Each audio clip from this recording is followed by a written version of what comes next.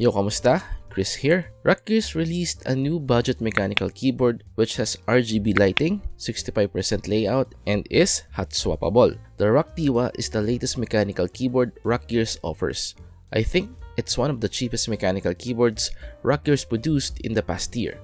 This keyboard is priced at 1,395 pesos, which is cheaper than the Rakk Luma and Pira. Now, is this keyboard better than Rakk Luma?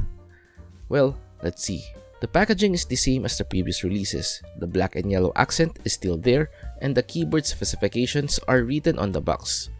Inside the box, it contains the keyboard itself, a user manual, and a USB Type-C to Type-A cable, which can be found in the components compartment. There are also a keycap and switch pullers included in the package. This is a hot swappable mechanical keyboard.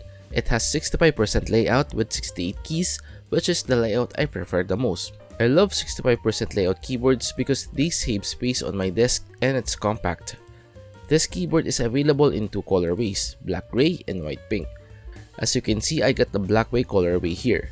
The switches available for this keyboard are Otemo blue and red switches. In my case, I get the Otemo blues. Now, for sure, the first thing you will ask when you see this keyboard is about the switches. Can we use different switches on this keyboard? Well, definitely yes. I was able to try to use my Ako CS lavender purples, but removing the switches is quite difficult, unlike the Rakk Luma and Pira. On top of that, the RGB lighting of the keyboard is north facing, and the default profile of the keyboard is OEM profile. If we look at the bottom, you will see the typical components of a mechanical keyboard, like the stands, rubber stoppers, and the brand information. The keyboard stands can be adjusted in 3 levels, which is good. Also, the rubber stoppers of this keyboard are quite decent. The keyboard doesn't slide on my desk while I'm typing. Now, if we check the sides, there's no USB pass-through and you will see the Rakk logo at the right side. Unlike the Rakk Luma and Pira, Rakk decided to add their logo on the side of this iteration. I also noticed some improvements when it comes to the USB port. It's now placed on the left side instead of at the middle. In Rakk Luma and Pira, the USB port is at the middle, which is a bummer. This keyboard uses double injection ABS keycaps instead of double shot PBT keycaps. I guess this is one way of reducing the price of this keyboard to make it budget friendly. As we all know, ABS keycaps can fade over time and it's cheap. To be honest, I don't like the printing of the keycaps in this iteration. As you can see, the printing of the function keys is not clear enough, but this is not a problem because we can customize this keyboard and change the keycaps. As for the polling rate, there's no written information in the user manual and on the Rakk website. This goes as well as the N-key rollover or anti-ghosting feature. The aforementioned features are not written in the user manual and on the Rakk website. This keyboard also has a software which can be downloaded from the Rakk website. Unfortunately, I cannot install the software because it's prompting an error. I tried to fix it by applying the suggestions I gathered from Google, but I still cannot install it. Maybe the file is corrupted, that's why it cannot be installed. Rakk DIWA also has function keys, but you cannot use them directly. You need to perform key combination first before you can use them. To use the function keys, press and hold the FN key plus the left control key. Check if the left control key emits a steady light.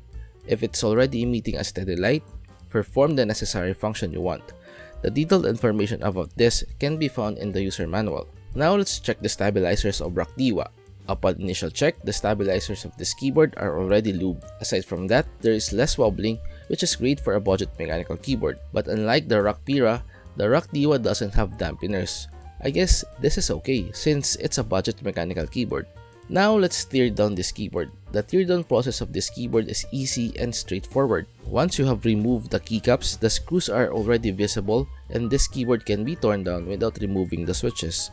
Just unscrew the keyboard and separate the plate from the bottom casing. As you can see, this keyboard has a metallic plate. Meanwhile, the PCB can house 3-pin keyboard switches.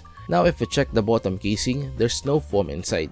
Again, this is understandable because it's a budget mechanical keyboard. Don't expect a lot of inclusions unlike the previous keyboard of Rakk. Now let's perform the sound test. Here's the sound test using the Otemo blue switch.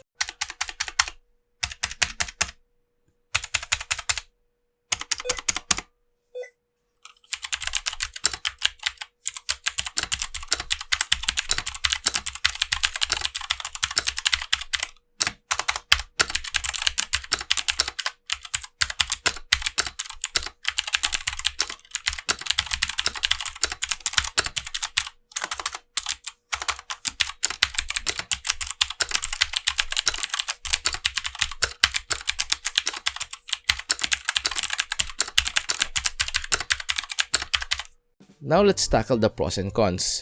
Let's do the pros first. The first pro is that it's easy to tear down and customize. If you want to modify a keyboard and you're a beginner, this keyboard is for you. Like you've seen earlier, the teardown process is straightforward and easy. No additional steps, no clips to unclip or whatsoever. The second pro for me is that this keyboard is hot swappable. There are budget mechanical keyboards out in the market that are not hot swappable. You might need to desolder or solder them when you want to upgrade the switches. Now let's do the cons. The first con for me are the keycaps. As you've seen earlier, the printing is not good. There are some printing that are not clear enough and difficult to read at first glance. The second con, in my opinion, are the switches. Rakk should have at least installed Gatorons instead of Otemus. The former is better in every way for me.